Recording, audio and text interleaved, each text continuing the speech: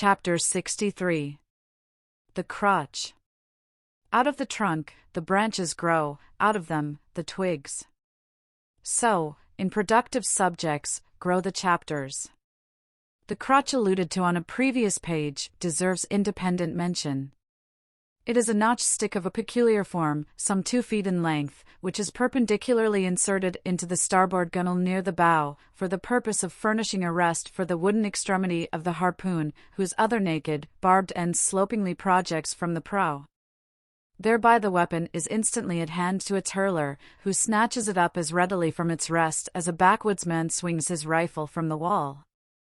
It is customary to have 2 harpoons reposing in the crotch, respectively called the first and second irons. But these 2 harpoons, each by its own cord, are both connected with the line, the object being this, to dart them both, if possible, one instantly after the other into the same whale, so that if, in the coming drag, one should draw out, the other may still retain a hold. It is a doubling of the chances.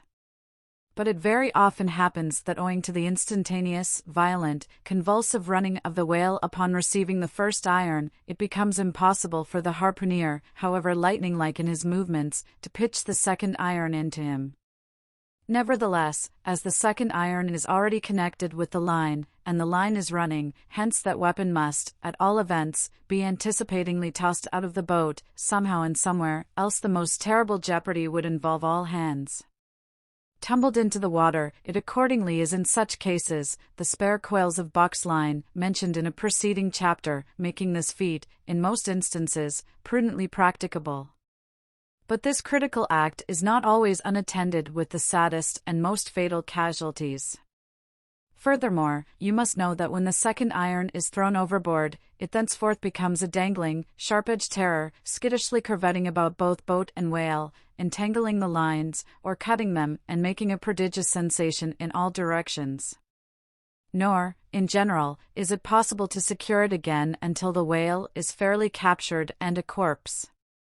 Consider, now, how it must be in the case of 4 boats all engaging one unusually strong, active, and knowing whale, when owing to these qualities in him, as well as to the 1,000 concurring accidents of such an audacious enterprise, 8 or 10 loose second irons may be simultaneously dangling about him. For, of course, each boat is supplied with several harpoons to bend onto the line should the first one be ineffectually darted without recovery. All these particulars are faithfully narrated here, as they will not fail to elucidate several most important, however intricate passages, in scenes hereafter to be painted.